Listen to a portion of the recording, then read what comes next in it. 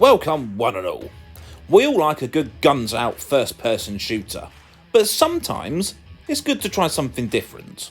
Sometimes it's good to be sneaky. So here is a little list of some of the best stealth games on the Nintendo Switch. Starting off with Aragami. And no, it's not about folding paper. You are a Japanese spirit called an Aragami. You exist in the shadows, and you do get some cool shadow powers along the way. There's no direct combat in this game. You have to take out unsuspecting foes from the shadows, from behind, from above, all sorts of ways. It's a really good, fun take on a ninja stealth game, which I had a thoroughly good time with. And if you get the Shadow Edition, you get some additional missions with some different characters as well. Each zone you play in each level is open, so you can approach missions in your own way. And yes, there are plenty of cannon fodder enemies out there for you to have fun taking out in various different ways. And the story, I've got to say, did keep me hooked right until the end. Unmetal. Without doubt, one of my favourite games I've discovered on the eShop. Think the early Metal Gear games, sometimes satire on those early games and stealth games in general, sometimes full-on outright absurdity. But in it is actually a really engaging story, and the gameplay is so tight. The stealth sections, masterful. The gunplay, the boss fights, absolutely fantastic. But the main thing is the writing, the interactions with the other characters along the way. Be it silly little things like you'll make a noise and the guard will say, "What's that?" and you'll call out "dinosaur" and then pretend to be a dinosaur, and it leads you down this absurd interaction. The way you save your game is to have a wee in the lavatory, and more often than not you might find a guard in there. Maybe he's stuck on the loo. You can choose to give him some toilet paper. You can just beat him up while he's got his trousers round his ankles. The way you find items and tie them together to use them to progress throughout the game.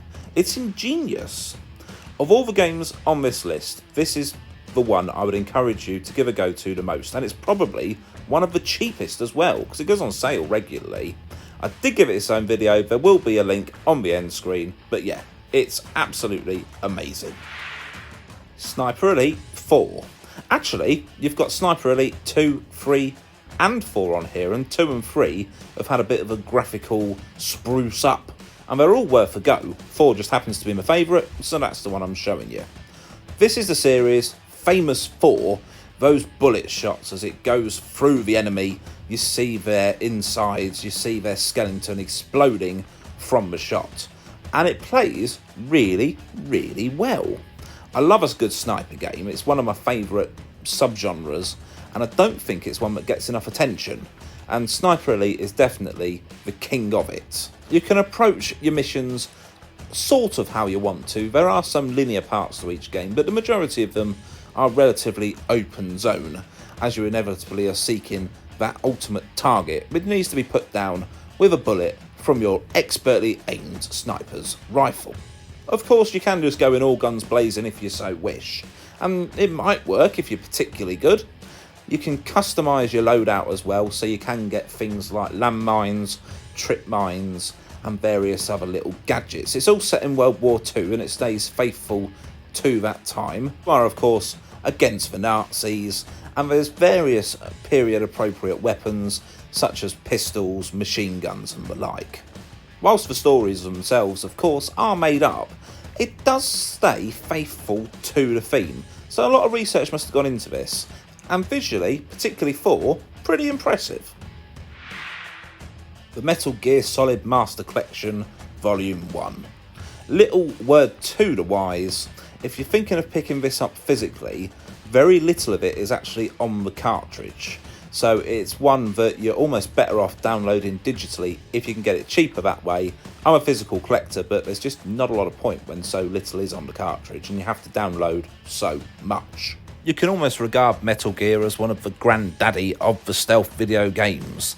This collection includes Metal Gear, Metal Gear 2 Solid Snake, Metal Gear Solid, Metal Gear Solid 2 Sons of Liberty, and Metal Gear Solid 3 Snake Eater. I'm sure you don't need me to tell you that this collection is a good collection of stealth games. Metal Gear Solid on the PS1 was infamous for being a fantastic stealth game and is still very highly regarded today. And most of us have probably played at least one game in the franchise, if not more. But whether it be revisiting past favourites or discovering a new Metal Gear or Metal Gear Solid game, it's definitely not a bad pickup. And there's so many hours worth of gameplay here, it's probably not a bad deal either. I liked the early Metal Gear games because I never got to play those before. How about a nice stealth game with a heavy helping of deep space terror in Alien Isolation? This is a well-lauded horror game. It's one that you've probably heard of and is arguably probably the best game in the Alien franchise, with very good reason. You're out there alone, deep space, cold, unforgiving space station, and there's a dirty grey alien out there trying to eat you for dinner. Your only option is evasion. You can't fight it, it's too strong. Find tools along the way to help you navigate throughout the ship, never lose track of your surroundings, and keep aware of what's behind you, because jump scares are aplenty. Remember, you're the prey here. Mark of the Ninja Remastered. I know I previously said Aragami is likely one of the best ninja games on the Nintendo Switch. I said one of the best, not the only, and here's a completely different one, as we're in a 2D Metroidvania-ish style game with a healthy stealth ninja theme. Stealth is your only option, the shadows your allies, as you work your way through variously well-designed levels using all sorts of stealth tactics to take out the enemies and get through. And as well as sneaking up on enemies to take them out from the shadows, there's quite a lot of platforming and some environmental puzzles along the way that will require you to utilise your full range of ninja moves and weaponry. This is a very clever, very well thought out game. The level design is absolutely stupendous and it looks great. It's definitely one for any Metroidvania fans, stealth fans or ninja fans. Whilst I do like a big sprawling 3D adventure, a well done 2D adventure can be just as rewarding. And we do like a bit of variety in our gameplay, don't we? Well, I do anyway. Of course, not every stealth game has to feature a well-trained operative or a ninja who's dedicated their life to the craft.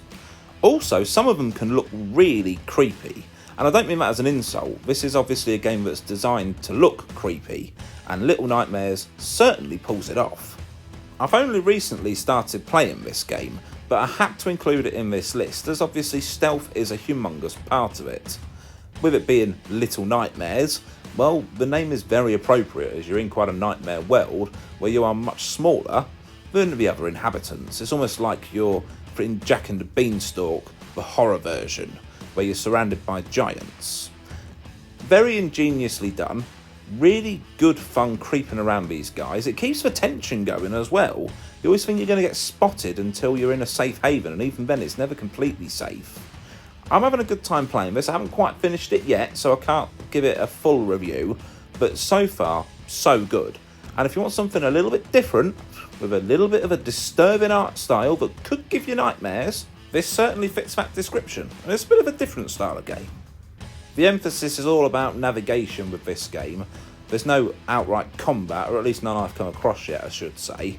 It's all about choosing your path, figuring out a way around without being spotted. If you've played this game through to its end, let me know what you think. I'm thinking so far, so good. I'm probably going to get back on it as soon as I finish editing this. Disjunction. This is an action stealth game set in a near future New York where you're one of 3 characters caught up in a plot involving crime and corruption. Infiltration is the name of the game as you try to approach each building set in this cyberpunk style with a mixture of stealth and full-on action. However, don't make the mistake of thinking you can approach each level all guns blazing. That's a sure way to get yourself killed very quickly. Think of your firearms as more of a in case of emergency measure. Familiar yet well done game mechanics make this a bit of a love letter to the stealth games. And the music, that's actually pretty well done and almost a highlight as well. And how could we mention stealth games without putting an Assassin's Creed entry? In fact, I'm just going to include all the Assassin's Creed games that are available on the Switch. You've got the Ezio collection. Ezio Auditore da Firenze is still my favourite assassin of all time, and I dare say a lot of other people's as well. You get all 3 games, Assassin's Creed 2, Assassin's Creed Brotherhood, and Assassin's Creed Revelations. You also have Assassin's Creed 3, which I'm going to gloss right over because it's my least favourite game in the entire franchise. I didn't think it was very good, I still don't. And then you've got the superb Assassin's Creed The Rebel Collection, which gives you Assassin's Creed 4 Black Flag, one of the greatest games of all time, and Assassin's Creed Rogue, which is more Black Flag, and that's no bad thing. Generously, you also get all the DLC for each game, so there are sometimes some parts which you might not have had the chance to see yet. I know with the Rebel Collection, you also get Freedom Cry, which is one of the better Assassin's Creed DLCs I think they've ever bought out. Regularly on sale on the eShop, you'll find both the Ezio Collection and the Rebel Collection for sale for around 10 quid, which, considering the amount of content you're getting, that's not bad at all. Bit of a hefty download, so make sure you've got a good 20 to 30 gigabytes free on your memory card. I dare say, we all know what Assassin's Creed is like by now. If you haven't played these by some strange chance, here's your opportunity to do so in handheld, or if like me, you have played them numerous times, but you just want the opportunity to be able to play them again, maybe with a bit of graphical polish on the Ezio trilogy as well, it's not a bad choice. For the sake of 10 quid, you've got hours upon hours on your Switch waiting for you whenever you're ready. And now over to you. What do you think of my little list here? Are there any great stealth games for the Nintendo Switch which I'm yet to play? I'm always keen for some good recommendations, so don't be shy, let me know in the comments below. I thank you very much for your time. If you want to give the like and subscribe buttons a little tickle, it'll help me out an absolute ton. And until next time, I'll see you soon. Ta-da!